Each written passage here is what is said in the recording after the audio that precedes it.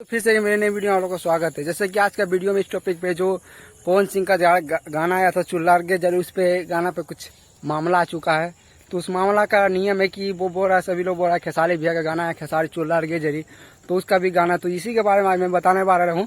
Video अंत तक बने रहे, सब पाए और बताएंगे। हुआ ऐसा क्या, जैसे कि चुल्ला के जरिए पवन सिंह का जो गाना आया था तो सिर्फ टाइटल मिला है खेसारी लाल यादव को, जो कि आज से 6-7 साल पहले गाया था चुल्ला अर्गे जरिए, वो आप लोग बैनर देख पाओगे।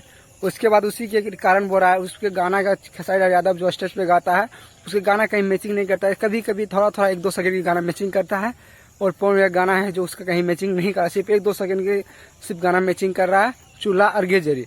तो आप लोग देखिए, आपको लिंक हम डाल देंगे डिस्क्रिप्शन में, आप लोग भी जाकर देखिएगा उसका खेसारी ना तो यूट्यूब आप सब सर्च मारिएगा खेसारी लाल यादव का चूल्हा अर्गे जरिए, तो उसका गाना आप लोग को बीच आ जाएगा।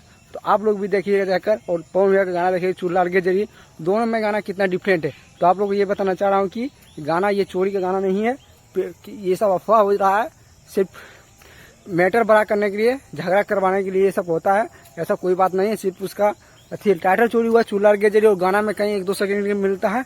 तो आप लोग को बता दें कि गाना चोरी का नहीं है।